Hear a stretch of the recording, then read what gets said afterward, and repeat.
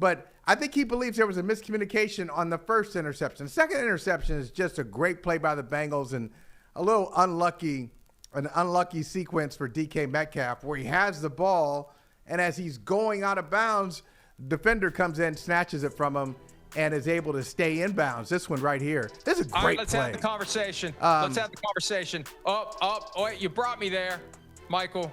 You brought me there because I don't think this is an interception, okay?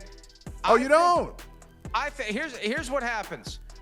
While you're going to the ground, and this guy's going to the ground as he's making this interception, as he's taking it from DK Metcalf. If you're going to the ground, you have to maintain possession of the ball through the ground. And if you bobble it after you're on that white stripe, it's not a catch. The problem is they never played it out so we could see the replay through whether or not he bobbled it. In real time, I saw the bobble, but all the different angles they were showing as they were reviewing this, right there, see that? It's starting to move. Oh, there it is. And it cuts. You have to maintain possession. You can't bobble it. We saw the play on the next drive. Jamar Chase does the tippy toe tap. The little toxic black pellets go flying in the air, so we know that he got the toe in. And they're like, why'd they overturn that? Oh, he bobbled it. So it's the same concept.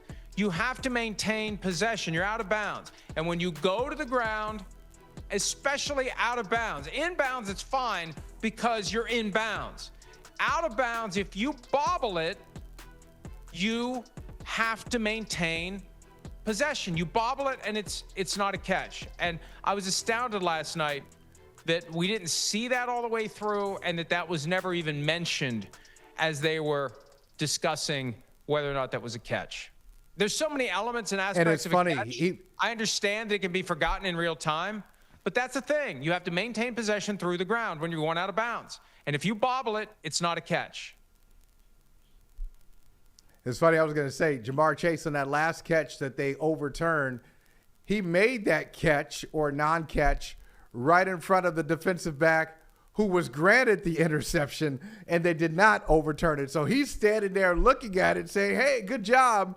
Hey, they gave it to me earlier on my interception. Maybe they'll give it to you on this, and they didn't.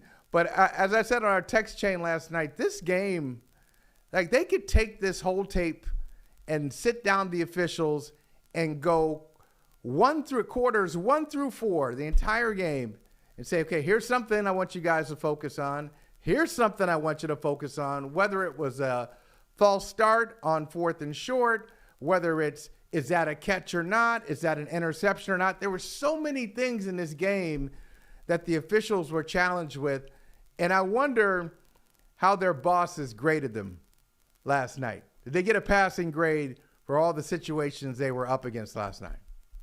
Well, hey, they did. They did catch the false start that looked a lot like every time the Eagles run the tush-push. So maybe a memo was issued after last Thursday night when we saw the latest example of the Eagles going early on the tush-push. Maybe they're just going to call false start every time on the tush-push. Maybe they just, you know what? They go early every time, so every time they run it, we're just going to throw the flag. Because they've been trying that whole, Mike, you're joking. What's that? You're joking, but I said you're joking, but you might be onto something. I was going to say, okay, because I think that is exactly that thing's coming. It's coming. There's so much momentum against now because there was momentum for it.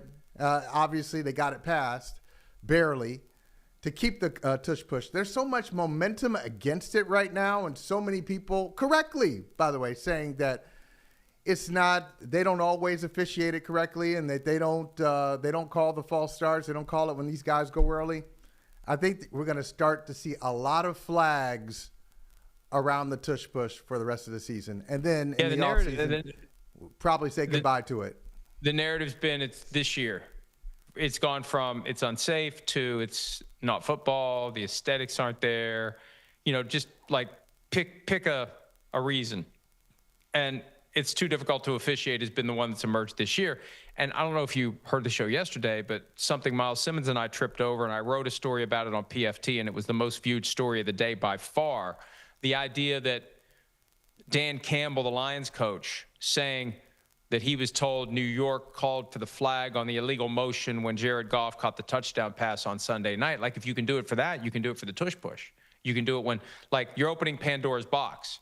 If you're going to break protocol to tell the referee in that Lions-Chiefs game to drop the flag when Jared Goff didn't stop for a second before he caught the touchdown pass when they started that play, if you can do that, you can tell them to drop the flag when we all see Tyler Steen fire off early in the tush-push. So that's the problem with New York being involved, because it becomes inconsistent. But that's one way to address this play.